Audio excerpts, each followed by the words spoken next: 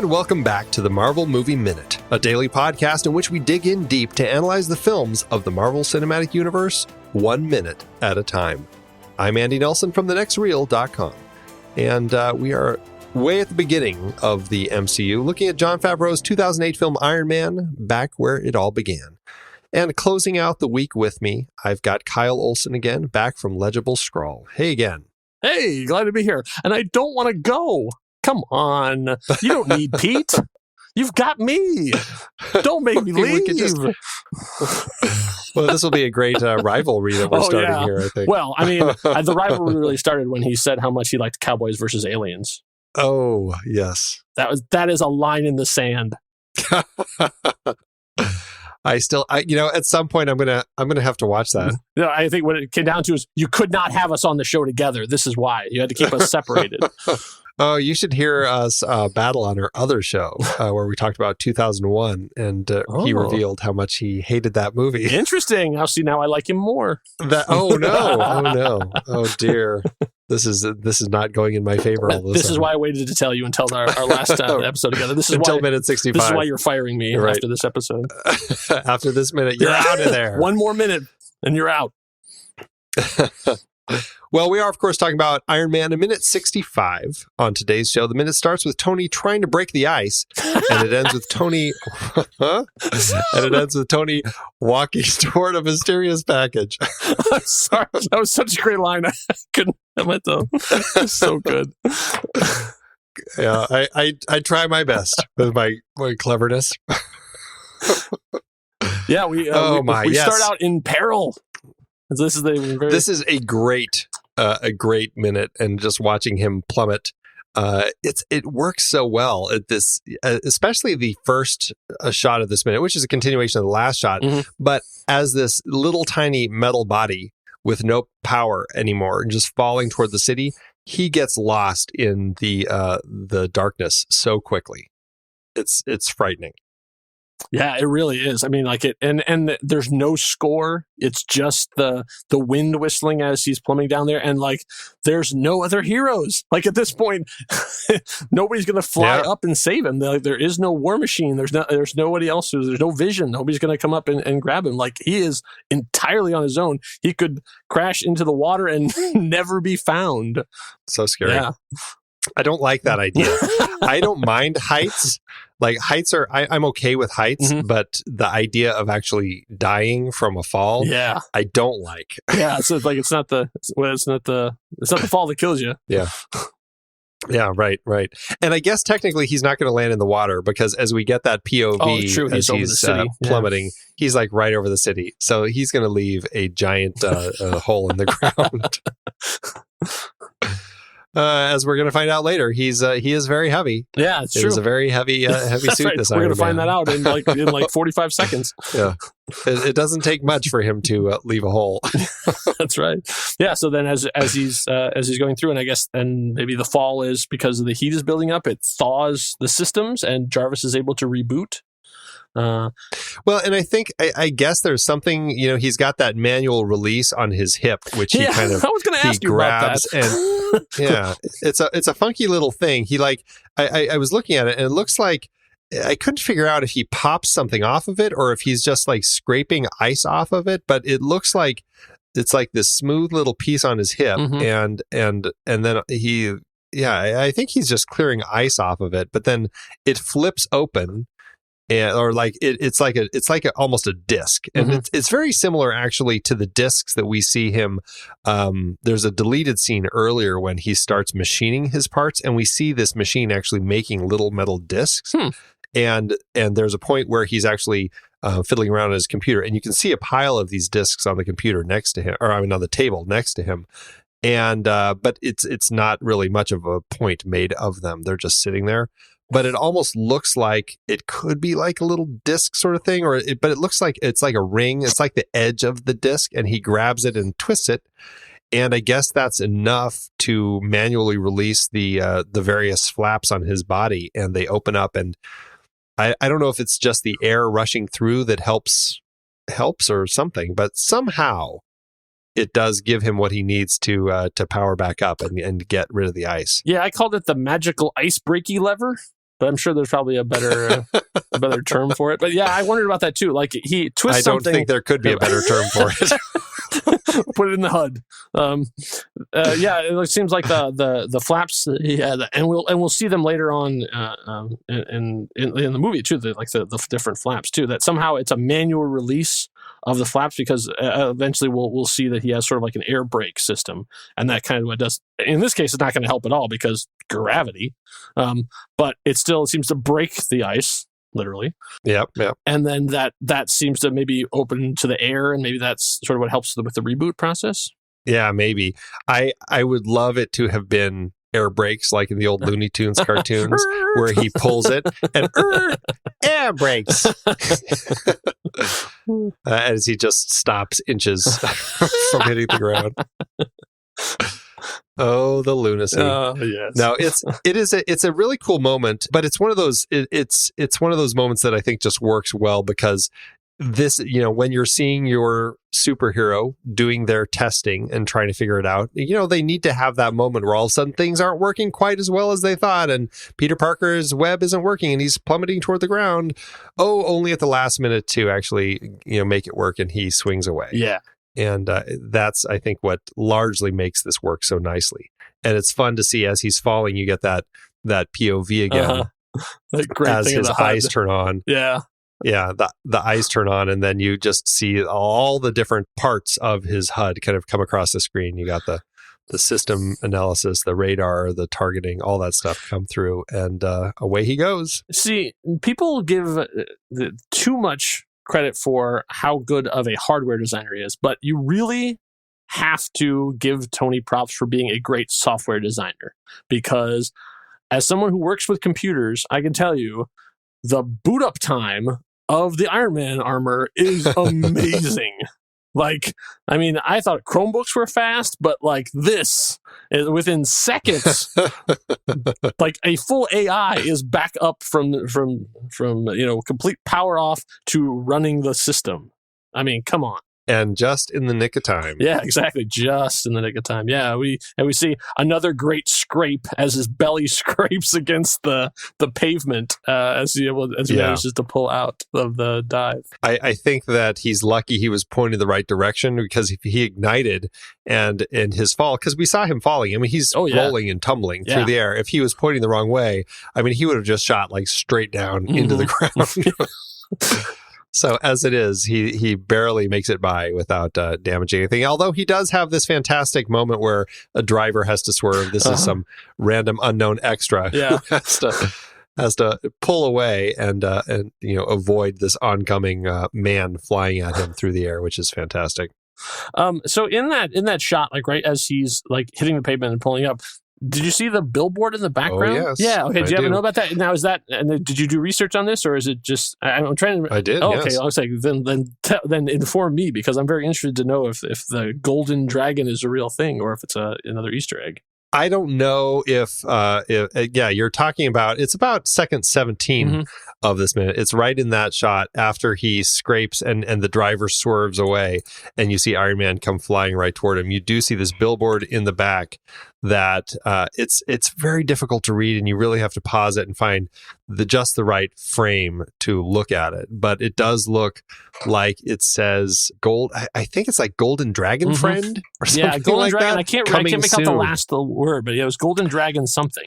I think it's friend, but it's really hard to figure out because it's illogical. Like, why Golden Dragon Friend? Oh, I think it might be. Oh, actually, it's Casino. It's Casino. It's Golden Dragon Casino. Oh, coming soon. You may be right there. Yeah, you may be right.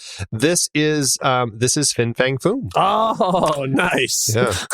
Yeah, Fang Foom is a Marvel villain, and it's actually a Makluan alien that looks like a dragon. Yep. That premiered in Strange Tales number 89 from October 1961. It's an interesting little story about a young man who's, his father is Chinese, his mother is American, and she's passed away, and the commies are coming, and he won't fight, but he believes in all these mythical things, and his brother's fighting, and his dad's looking down on him because he's a failure, but But his method of fighting is to go wake this sleeping dragon that's under the earth. And he learns that the way to do it is you rub a certain herb on its nose, and that will awaken it.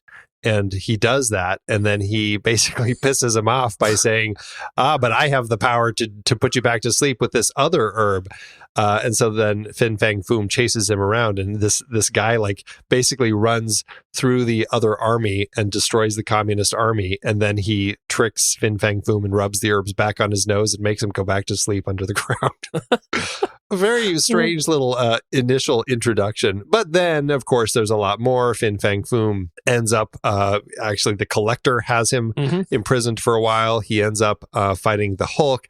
He comes in to be a kind of a villain for Iron Man. He's like this big, massive Iron Man villain in an issue, interestingly, where the Mandarin is involved. And the Mandarin and Iron Man actually have to work together. And as we've talked about on earlier episodes with the 10 rings, Mandarin has these 10 rings that are Makluan, and Fang Foom is a Makluan. This is what I guess they look like. And but they have to Iron Man and Mandarin have to come together to combine forces and stop Fang Foom. But it's a villain. Keeps coming back. Yeah, and he's like Godzilla sized. He's tremendous. Oh, he's huge. Yeah, this giant thing. Yeah. Another great Jack Kirby creation. Well, and it's interesting because this was the Fang Foom that Adi Granoff designed when, interestingly, it was going to be in the Iron Man Viva Las Vegas comic book miniseries that Jon Favreau was actually working on. That's right. That never came out. Never came to be. Yeah, they started it shortly after this movie, and then Favreau just got too busy, and it never ended up happening. But this is a piece of the art from it, and you can find that exact image of Fang Foom, which looks super cool because it's usually like a green or red or orange dragon. Yeah, usually Fang Foom is just a giant orange dragon wearing shorts. A lot of his depictions actually are he's usually wearing like purple shorts. Actually, when last time I saw him before the Marvel Monsters crossover, he actually encountered Next Wave, which was Warren Ellis's Marvel series, which is completely gonzo bananas. And so if you really want to have a good time, check it out. It's really, really funny. There's a character with an unpronounceable name because it's too filthy for a Marvel comic. So it's always censored. That's interesting. That's hilarious. And they have to fight Fang Foom when they make a big deal out of his giant purple pants. So it's very funny. It's really kind of a cool character, and I just after seeing Adi Granoff's art for it, I really want to kind of look at it more because it is a beautiful depiction of Fang Foom. Yeah. Well, that's really cool. And what a cool Easter egg to throw in there. It is really cool. And it goes by so fast. Yeah. I mean, it's like, I didn't even know it was there because if you're just watching this, I mean, you're watching him flying at this car. The last thing that you're paying attention to is this billboard that, half of it's cut off anyway. You really don't even get to see the full billboard. It's true. It's amazing how people pinpoint these sorts of things, but it's super cool. But yeah, it's like, that like of the 5 frames that animator had to put him into, they're like, it'd be really cool, right? And then we cut right to Tony screaming in terror. Well, and I couldn't, however, find any information about that extra who does kind of scream in terror and swerve out of the way. It's really funny because I can only imagine what it's like. It made me wonder.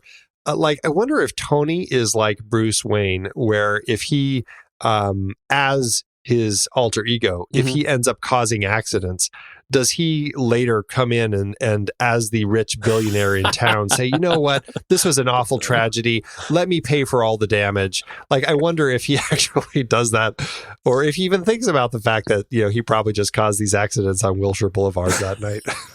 I would say I would put that on Tony. I think that's something he would do. Yeah. To pull up the stuff and suddenly other insurance claim is paid within the first day and they can't ever figure out why. Right. I'd love that. Although, I mean, he's going to be announcing himself soon enough. True. So maybe this guy will say, that's who it was. That's why I called his insurance company. It was Iron Man. Iron Man did it. If that scene just went on a couple minutes longer. You're the guy that wrecked my car. Oh, I'd love that. Or even the family whose SUV he catches. Right. Yeah. At least he's helping, right? Yeah, exactly. He's being helpful. But then we get to him screaming in terror as he pulls out of this dive of death, and the flight home where his heart is just pounding. Well, this is an interesting shot of him in the HUD, where it's almost like the angle of his face is almost like we're looking at him like lying on his belly, almost like the shot where he's flying parallel to the road, but it's like he's got his head up and he's looking kind of off to the side of the screen. I feel like it's the only time where I feel like he's kind of at that angle. Normally, when we're looking at him, I feel like we're just straight up on his face. Right. Yeah. Dead center, looking right nose to nose. But it is nice. It's a great moment to kind of see that victory as he's pulled out of it and he gets back up over the sky in the Delta pose and flies back over the ocean. It's that great shot where he comes over us, and we're just feet above the ocean as he flies back to his house. It's super cool. This is the one moment where I feel like the CG doesn't hold up very well when he's coming in over his house. You're wondering if this was sort of towards the end of their schedule where they're just like, you got to get the shots out the door. Yeah, right. You're running out of time. Yeah, it happens. It happens in every big movie. I mean, I think even in episode 1, Phantom Menace, there's an unfinished shot. Like every time I watch it, which is not often, I'll say, but there's a shot of one of the droid carriers coming over a hill, and it looks like straight out of a video game. Like it is completely like close enough. Save, quit. I'm going even for the day. Right. And it happens. That's like everything has to be done in a certain amount of time. You don't get to be perfect. You get to be done by the time your boss tells you you're done. Yeah, it's a business. You got to remember that. That's right. And everybody got to get deadlines. It's but it's frustrating, and it's also, I can only imagine it's difficult animating something like this in the dark, where it's like you got to keep the lighting to look right. Granted, they've done a great job of it up until this particular point. It's just once we get to this point where it's right at about the 30-second mark where all of a sudden we get that shot of him flying toward his house, and he kind of pivots and brings his legs down coming in for the landing. And then the shot as he's coming in over his roof. It's almost got like matte lines around it. I mean, like it really does. It really is just like it looks an unfinished thing. Like they got that far and went, eh. Yeah. Oh, I forgot to mention, before we get to this point, there is actually, when he's flying, it was that moment where right after he gets up off Wilshire Boulevard and he's back up in the air, as he's flying, it had a couple of those moments that felt very Firefly, very Battlestar Galactica, where as he's flying, it's like the camera. It's not quite shaky cam, but it's almost like as he's flying, it makes it feel like there's a cameraman out there, like doing a crash zoom in on him as he's flying, and then doing a zoom out. Oh yeah. Yeah, I always like that style. I love it. It's great. Where they're trying to catch the shot. They're trying, like you can see it. Yeah, it's interesting to see that it's getting integrated here, because there's been some little Sam Raimi crash zooms that have been kind of fun to see.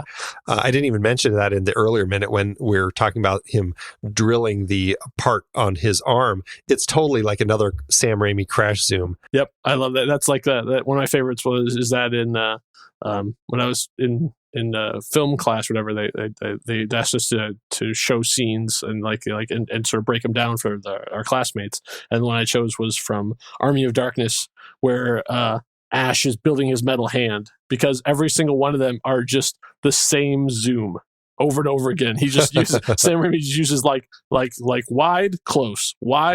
He does it like 10 times in a row, and ending with wide, close on Bruce Campbell's face, and then when he says groovy, it's like it's the dumbest thing, but it is so effective in that thing. It's just like it's basically like just the focus puller going and down and down. Yeah. Speaking of tropes, like we were earlier, it is like a filmmaking trope where when you're doing one of those montages, and you see that all the time in the weapon loading montage. Yes. He cocks the gun, and you got the crash zoom in on it, and then the strapping on the grenade belt and all that, gun crash into zoom holster. in on it. Yeah, and I think that Favreau was not doing a lot of that, but he did throw in a few little nods here and there, which is fun to see. Clearly having fun with it. And because at this point, Spider-Man, the original Spider-Man movie, the 2002 one was the big dog. Like that was what everybody was sort of chasing. Yeah, and I think that's exactly why he was kind of throwing in those little nods to Raimi, which was fun. Absolutely, yeah. It's nice. I like when directors sort of do nods to each other. Yeah. So we have Iron Man coming in over his roof, the roof of his house. I question why he decides to land on the roof instead of the driveway and walk down the ramp back into the garage. For whatever reason, he says, "You know what? I'm going to land right by this AC unit," and doesn't go for the superhero pose. Doesn't go for the Deadpool-esque 3-point landing. Right, exactly. He does. He's still in Delta pose, basically. And before he even touches the ground, and we saw him do a good landing earlier. I don't know why he decides to do it this way, but he powers down while still hovering. Yeah, so maybe a foot above the ground. I'm trying to see. Yeah, at least a foot or two. Yeah, it is hard to tell, but a foot or two over the roof, and he shuts himself down, falls, and it's all terrible CG. Yeah, falls through the roof. Falls onto his beautiful piano, destroying his Bluthner, and now we have a better sense of kind of the layout of at least these parts of the house. Yeah, the Bluthner, as we now know, is right over his Shelby Cobra because he destroys the piano, and it's got just the worst sound of a piano getting destroyed. That the way that the strings hit.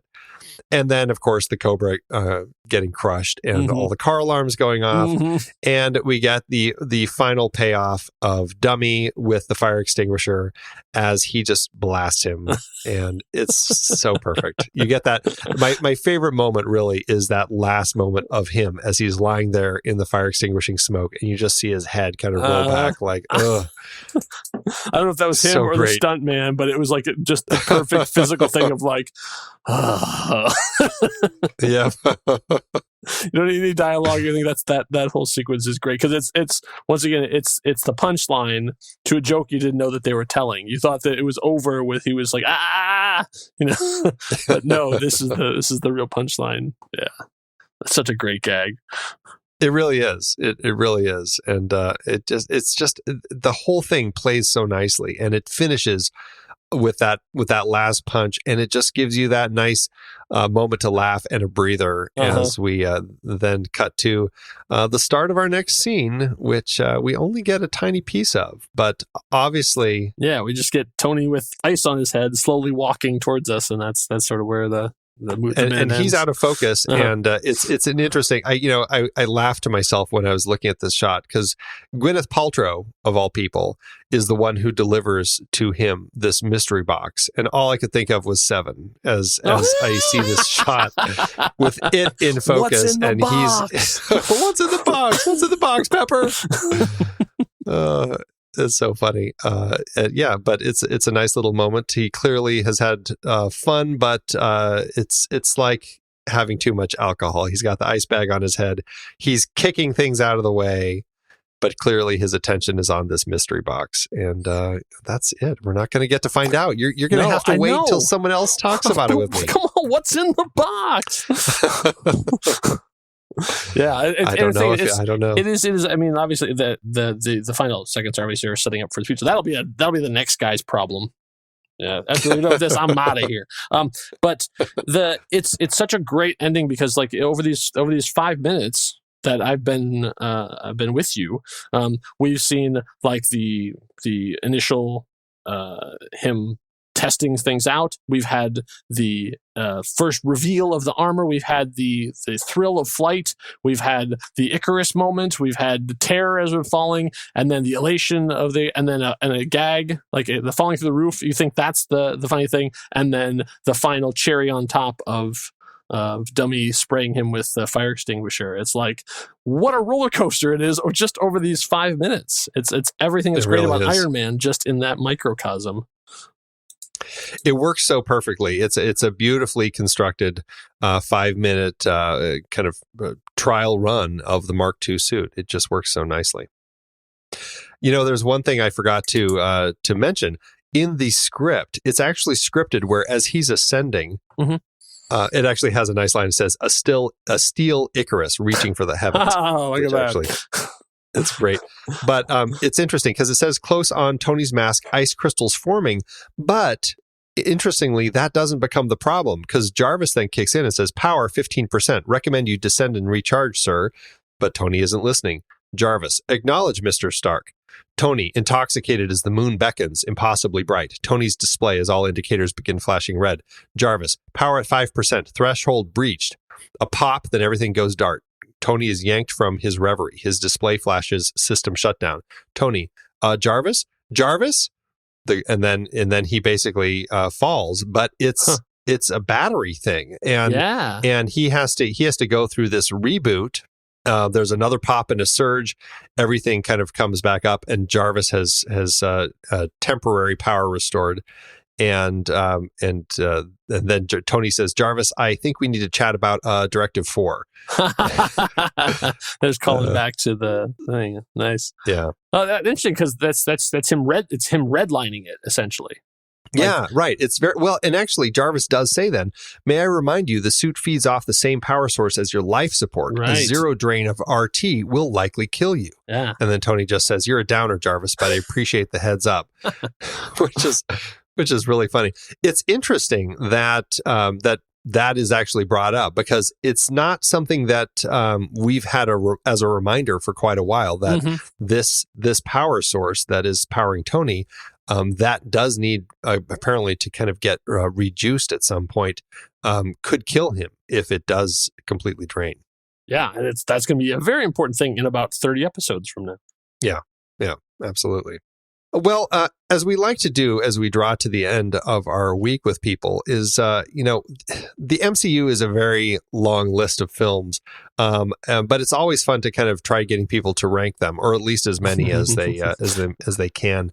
What would you say is your kind of favorite and kind of maybe the top 5 or something? Oh, top 5. Wow. Okay, that'll be a lot easier. I say it's hard to really go top because I mean I've seen all these. It's hard to do the full 20, but yeah. Right. Yeah, I mean obviously Iron Man as the one that started it all is obviously deserves a place of honor too, and it's so immensely rewatchable. That's the thing I love about all of the Marvel films is like you can throw them on at any point in any of the movies and you're good to go. Well, except maybe Iron Man 2, but. There's no, actually, that's not my whipping boy. My whipping boy is the Dark World. So if you really want to hear me get into why I have a problem with the Dark World, then you can listen to the Road to Infinity podcast, where we really, really get into it. That is the Icarus moment for the MCU, where they learned a lot of lessons in that. Winter Soldier, obviously, I think is pound for pound probably the best movie they put together. Like in terms of like it's. There's so many scenes you can pull apart and are beautiful and flawless, and you can put them back together. And there's so many of those sustained all the way through.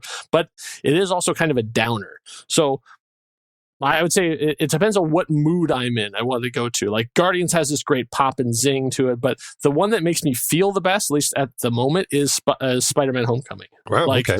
That movie just gives me such a sense of joy, like watching all the way through, because it's so well realized. It took them, 5 times at bat to get Spider-Man right.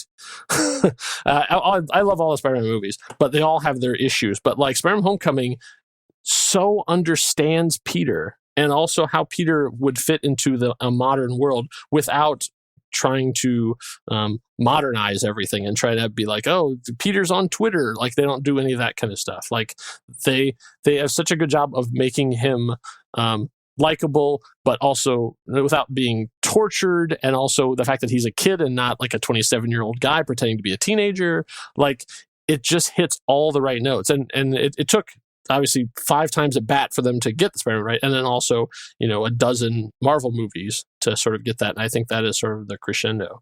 But yeah, like I said, it's at any point you can put on any Marvel movie, and I'm happy to do it. I've watched Captain America so many times. By this point, I have watched Captain Marvel. So future self, high five.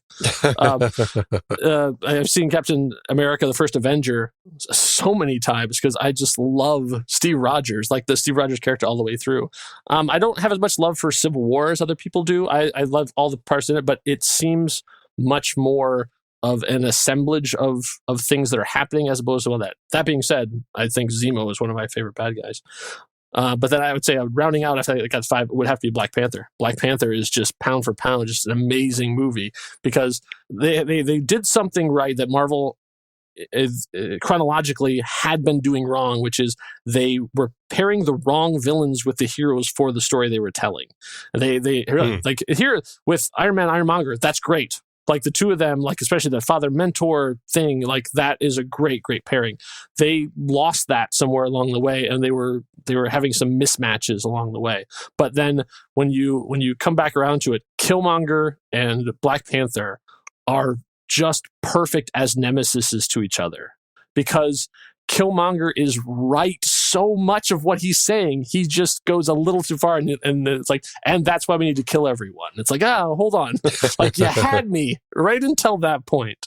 And so like you could very see, like you easily could have his own. You could swap that movie and have it like the Killmonger perspective, and it would have been just as interesting of a movie. Like they did such a good job of balancing that out. But we can now say. Best Picture nominee. Best Picture nominee. Yeah, by this point, it will have. By the time you hear this, they will have lost the Oscar. I say that because it's the Academy. Like the fact that Michael B. Jordan was not nominated as Best Supporting Actor for Killmonger shows you what they think of comic book movies. It deserves all the awards. But anyways, we can argue about that later. I agree, it's great. I don't know if I'd call it a Best Picture winner, but I still think it's a pretty solid film. Yeah, but I think I'm very impressed with what they did. Win the award. No, not at all. But yeah, that's. But I like to say, I'm happy. Obviously, I did a whole podcast series talking about all these things, so I'm happy with all the Marvel Universe ones. But those are sort of my top favorites, the ones I return to on a regular basis. I tell you though, Infinity War almost broke me. It almost killed my fandom. Like I was so very close. And I know this is the Iron Man minute, and we're moving on. I won't get into that or whatever. You can listen to my whole podcast about it if you'd like to.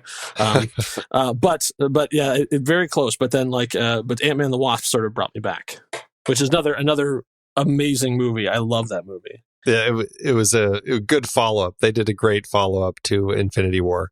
It was pretty smart planning. That was the perfect one, because it was sweet, and it was smart, and it was funny. It had a lot of pop to it, and the fact that Wasp actually got some real good screen time. Right. Who knew women superheroes could work? Everyone else but Marvel. Everyone else, exactly. Aye. So anyways, so if you want to hear more of my opinions on stuff, and why wouldn't you? I did a podcast called The Road to Infinity. It's on the almost impossible to find podcast feed called Legible Scrawl Says Hi. We did 20 some odd episodes of that. Then we switched over and we did a bunch of things getting ready for the new Doctor Who. So we did, my friend Rob and I did a bunch of podcasts, rewatching Doctor Who since the reboot, all the way up to Jodie Whittaker's appearance. And then we did episodes about her new episodes too.